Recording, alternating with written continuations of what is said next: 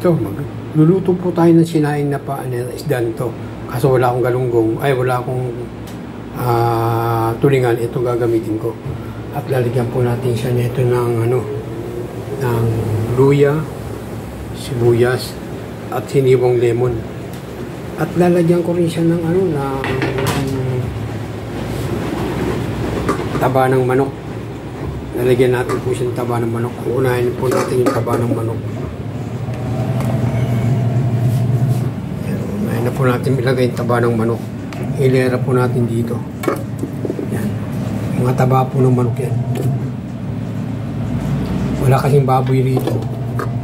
Kaya taba ng manok yung ilalagay natin. Kaya natin lagay dyan para naman lasang-lasa ho yan. Yan, nakita ninyo. Taba ng manok po yan nilagay ko. Para gagawin natin parang banig siya. Yan po yung mga taba ng manok yung nalagay natin.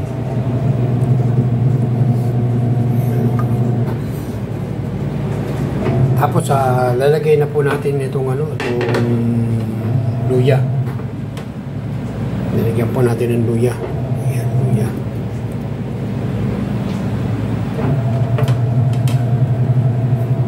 Ayan, luya. Tapos po itong sibuyas natin. Lagyan na natin yung sibuyas. Ayan, gaganyan po natin. Ilalim natin po lahat ng sahog natin.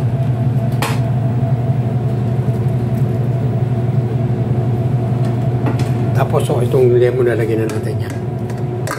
Huwag na natin lahat yan. Bara-bara na yan. Lalagyan po natin yan. I-layer po natin. Kumbaga sa wala ko kasing kamyas. Wala kasing kamyas dito. Kaya yan ilalagay ko. Itong isda na to. Ngayon, isasalansan na natin itong isda.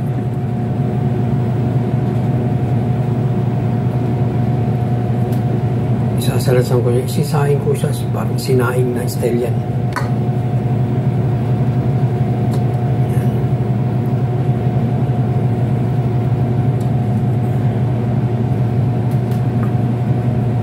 Ultimo yung niya, makakain mo. Ultimo yung pinaka tinik niya, makakain mo. Yan po, nakita niyo na po. Ang isusunod po natin dito, maglalagay po tayo ng tubig na tubig. Ito po. Tutubigan po natin. Pantay po ng pantay ng isda.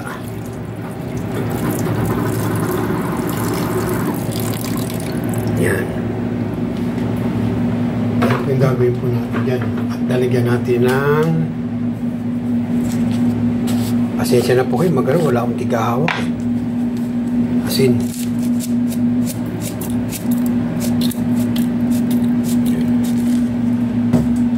Kita niyo naman po, asin na nilagay natin. Asin at paminta. Nalagyan natin siya ng paminta.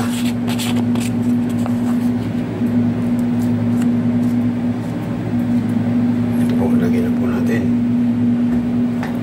At ngayon po ay isasalag na natin siya. Sasalang po natin siya ngayon dito. Ito yan. Sasalang na natin siya. Ang pakukuloan po natin yan, ako nagpapakulo ko yan 2 oras. Hanggang matuyo yung tubig niyan. Pag natuyo na po yung tubig niyan, sasalinin pa uli natin yan. Yan ang gagawin po natin.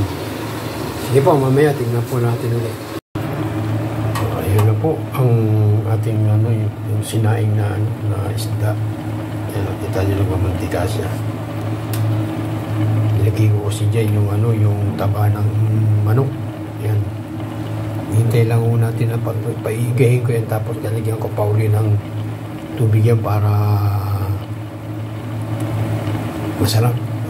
Malambot na malambot, pati tinik, makakain ninyo kapag yung malambot na po yan. Yan, tignan po. Maya-maya, tapan uli ho natin para mamaya. Yan. Kita nyo, nagmamantika na yan. Kulay dilaw na yan. Mamantika kasi yan po yung dala po ng po natin sa lemon. Tsaka So ayan o, nagulog na yung kamyas natin. Ay, kamyas yung lemon. Kaya medyo nilagyan ko po ng chili para medyo yan, medyo maiga-iga na siya. Malapit na siyang maluto yan. Tikman lang ho natin. Kasi ito, templado ko na ito. Kagabi ko pa po ito pinakuluan. Magdamago.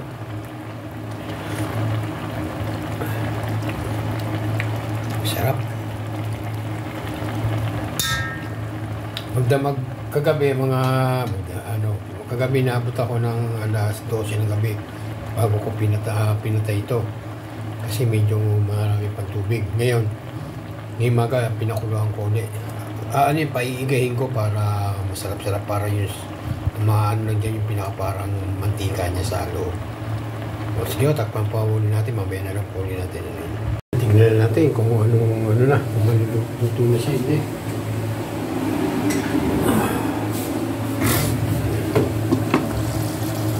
Ayan ho, iga na siya. Kunti na lang. Yan po ang sinasabi ko sa inyo na sinaing na hasa-hasa pala. Hasa-hasa yata to. Yan. Tingnan natin, no? Wala nang tubig. Dati maraming tubig yan, halos puno.